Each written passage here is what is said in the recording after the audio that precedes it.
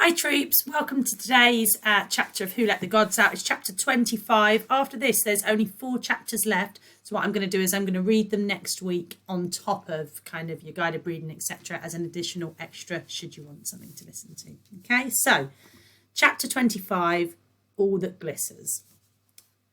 As Pegasus touched down at home farm, Virgo leapt triumphantly off his back. "I can't wait for the others to get back," she cried. "We have to celebrate." Elliot held the bag containing the crown tightly to his beaten chest. Celebrating would have to wait. There was something he had to do first. "I need to check on Mum," he said quickly. "You wait in the shed and tell them the good news. I'll come up when I'm done." "Ooh, the jacuzzi," said Virgo, running towards the shed. "I can't get near it when Hermes is here." "I'd better go and fetch the old boy," said Pegasus, launching into the sky. "No rest for the wonderful." Checking that no one was watching, Elliot slunk away to the relative privacy of the fields behind the farmhouse. With a deep breath, he reverently pulled the crown out of the bag. Elliot stared at the magnificent diamond at its heart. The earthstone was the size of a small apple and had been cut with countless flat edges, which refracted the afternoon sun into 100 rainbows on the ground. How could something this beautiful corrupt anyone? It could surely only be a force for good. Elliot slowly reached out and touched the huge diamond. As his fingers made contact with the earthstone, it immediately started to glow with the strength of 1,000 sunbeams. He snatched his hand away as if he'd been bitten. The glow disappeared. "Wow," whispered Elliot. It was true. He really had the mythical earthstone at his command. For the first time in his life, Elliot had an inkling of what real power felt like. He reached out again, this time placing his whole palm on the earthstone.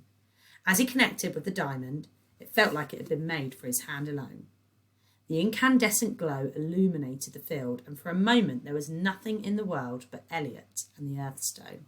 It was a good feeling. He tightened his grasp around the earthstone, and as he pulled his hand back, the huge diamond came away from the crown like a head from a pillow. Elliot tossed the useless crown on the ground and cupped his hands around the earthstone. He closed his eyes. "Find me treasure," he whispered, experiencing a sensation the like of which he'd never known. 1,000,000 tingling atoms flowed through his veins at the command, empowering every millimetre of his body. He felt bigger. He felt stronger. He felt invincible. As the earthstone's rays hit the ground, it began to tremble and shudder beneath Elliot's feet. A distant rumble became slowly louder as the diamond glowed brighter in his hand, blinding him with its supernatural glow. Elliot had to resist the urge to roar with the power that surged through his body. A thin black line snaked along the ground in front of him. The rumble became stronger, the line widened, and the quaking earth started to open up. Elliot just had time to step aside before there was a jolt, as if the soil were about to be violently ill. Then it suddenly exploded in a shower of rubble, propelling him across the grass. Elliot instinctively covered his face with his hands, dropping the earthstone, which immediately extinguished. The explosion passed. Elliot waved his hand to clear the air and spat a mouthful of grit from his lips. What had just happened? As the dust floated back to the earth, Elliot struggled to comprehend the scene before him. Scattered all around, as if they had fallen from the sky, were unimaginable precious treasures. Some were buried artefacts, others raw gemstones from the ground. There was gold, silver. He couldn't even name some of the shining lumps that littered the farmyard. But Elliot didn't care. Whatever they were worth a fortune. He'd become a frequent customer at Mr. McGregor's pawn shop in the village, where he'd sold all of Nan's jewellery and anything else of value over the past few months to raise some cash. He thought of Mr. McGregor's eyes bursting out of his head when he saw this haul. "Epic," whispered Elliot, as he gathered armfuls of the precious loot and put the earthstone carefully into his pocket. Imagine what he could do with his power. He could find gold and jewels anywhere. He and Mum could be rich beyond their wildest dreams and never have to eat beans again. Perhaps the earthstone could be borrowed on a more permanent basis. But these were matters for another time. Right now, he had to let those stupid loan people know that he had their money. He exhaled weeks of pent-up worry into the dusty air. At last, Home Farm was safe. Elliot sprinted towards his front door, stopping only to collect the bits of booty that fell from his arms. He burst into the farmhouse, laden with his treasure. "Mum, Mum, we're celebrating!" he cried. "I've got—" "Hello, honeypot," chirped Patricia Porcely Plum, blocking his path to the kitchen, her eyes as warm as winter. "Ooh, are you playing pirates?" "How did you get in here?" Elliot asked suspiciously. "You should be more careful, Munchkin," trilled Patricia. "Leaving that gate wide open like that? Anyone could have got in." "Are you okay, Mum?" said Elliot, pushing past Patricia to where his mum was sitting happily in the kitchen. "Oh, we've had the loveliest time, haven't we, Josie?" said Patricia, looming behind her and squeezing her shoulders.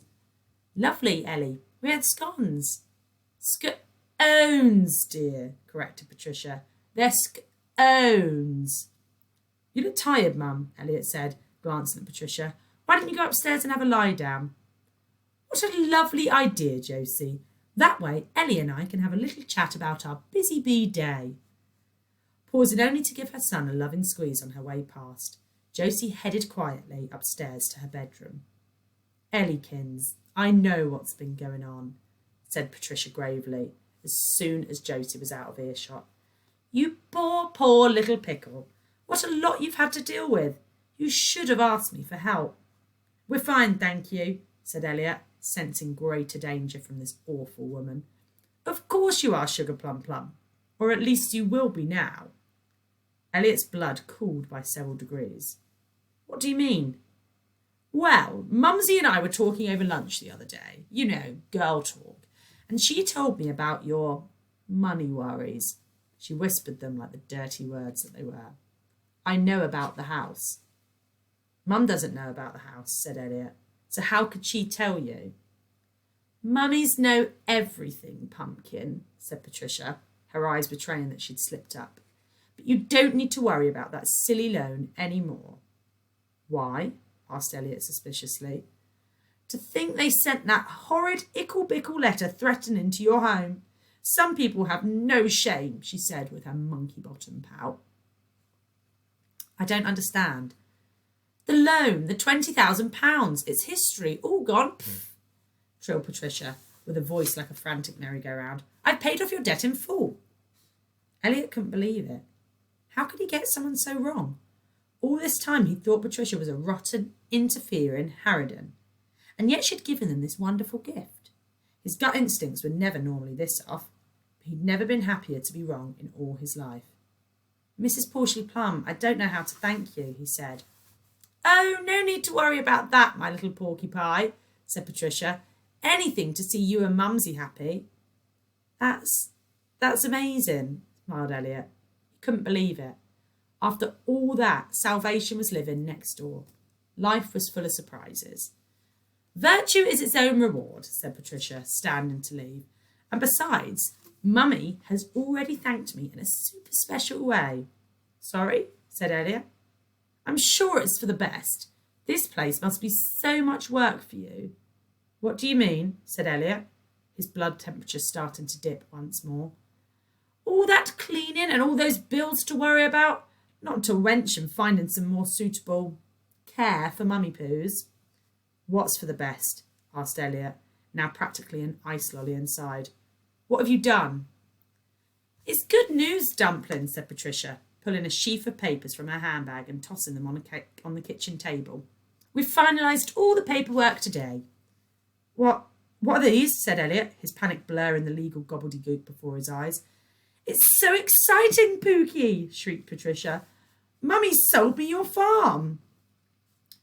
Elliot choked back the sickness that spewed up his throat.